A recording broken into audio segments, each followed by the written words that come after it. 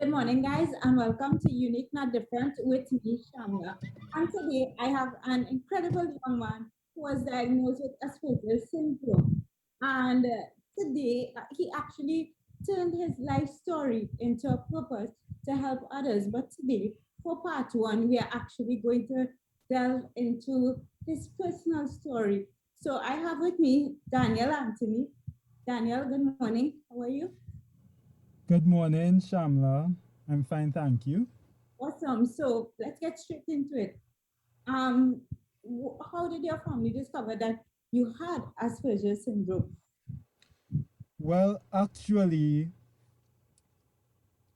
my family discovered that I had Asperger's syndrome after immunization when they noticed certain character traits that I would portray, like I would just line up my toys in one line and not play with it. Also the way how I used to crawl when I started when I was a toddler, I would not have my knees on the ground. It will just be like my hands and my feet alone. And also my reaction to certain to inanimate objects moving. Um Also lights and sound, hypersensitivity to those things.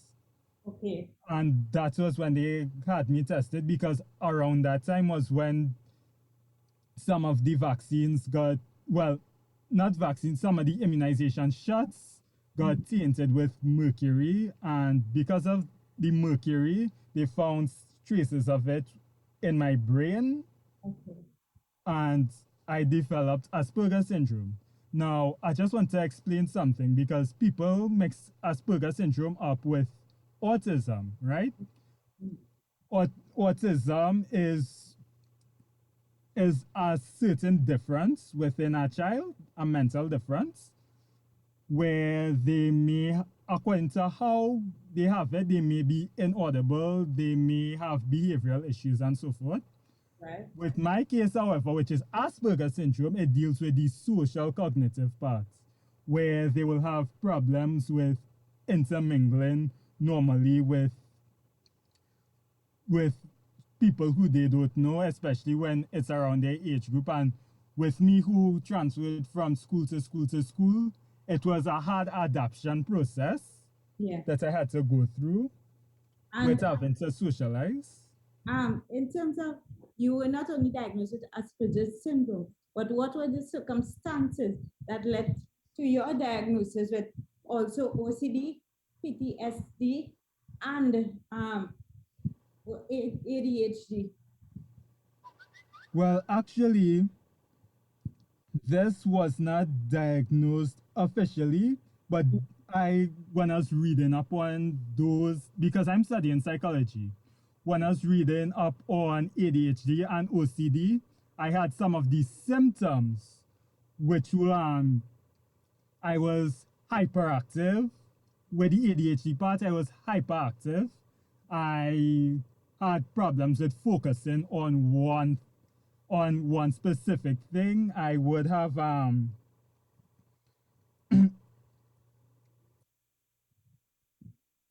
I will have problems with interchanging between certain certain activities. And Mhm. here's where the OCD came in as well. The OCD part was when same changing of activities. Also, because of the trauma that I went through as well, I there were certain things that I would continue repetitively doing over and over. And what I read on it is that it's to help alleviate stress, even though the things that you may be doing at a specific time would be unreasonable, like constantly washing hands, constantly checking on stuff, ensuring that something is done in a specific way. Yeah. Because if it's not done in that way, Uh-huh. um, you can't think straight. It has to be done I in that see. way. So, and in primary school, right? You were severely bullied. Bullied. right? Throughout primary school. Can you briefly explain, without calling actual names, what happened in terms of your bullying? What was your experience? Well, actually, in terms of the bullying and the abuse, it was mainly because teachers didn't know. Because at the time when I was small, I used to have like some behavioral issues where I will just act out sometimes on specific students. Mm. And teachers had a problem with understanding it. Like in my first primary school, when I'd mostly be like under the desk doing other stuff or chasing pigeons during class and doing all of these other stuff, and teachers wanted to know what it is going on. But however, if they asked me a question, I would answer it concisely. Even but in my first primary school, what got people kinda upset was the time when I accidentally ran into the Christmas tree trying to chase down my friends. Mhm. They reported me to the ministry for the vandalism, and that was when I had to move. Right. And when I moved, I also wanted to say that what the principal of the school assessed me at a time when one of my teachers was not there, and she gave me standard 3 and 2 work to do Mhm. when I was in standard 1, and I was able to do it.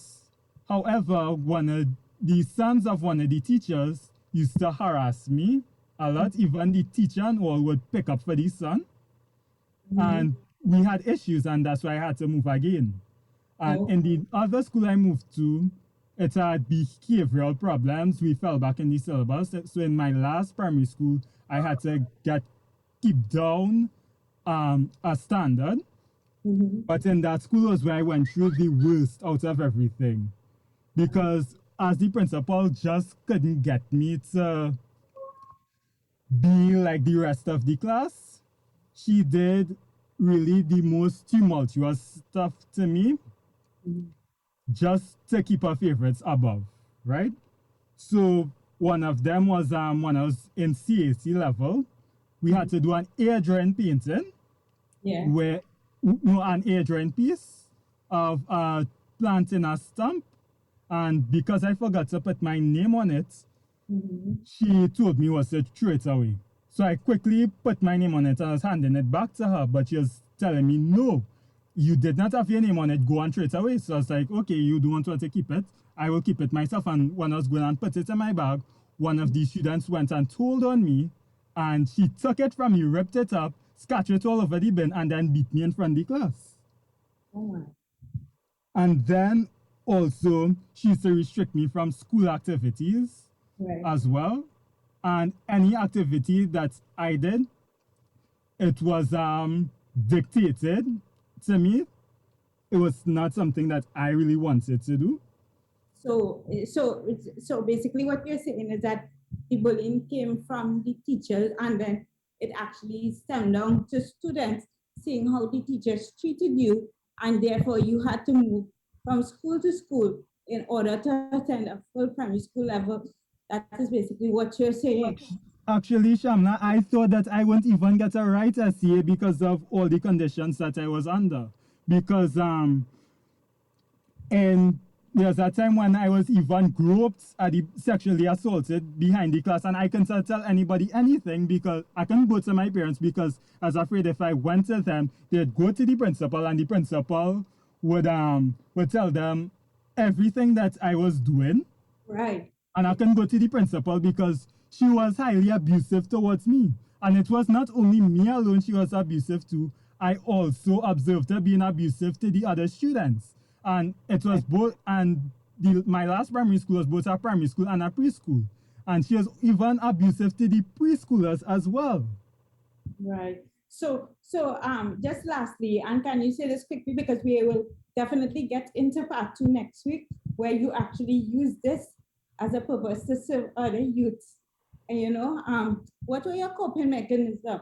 Can you just name at least two coping mechanisms that you did in terms to get over this bullying? Well, actually, after I left the school, I started. the secondary school that I went to, even though I didn't get the schools that I wanted as my for my choices, and I got embarrassed in front of the class because I was upset with it. The school that I passed for, which was my last choice, they Yeah. accepted me really well. And I got to do whatever I wanted to do. So I started doing practicing the steel pan. I joined the football team, the track team, and literally because of my academic success in the school, the principal really adored everything that I did.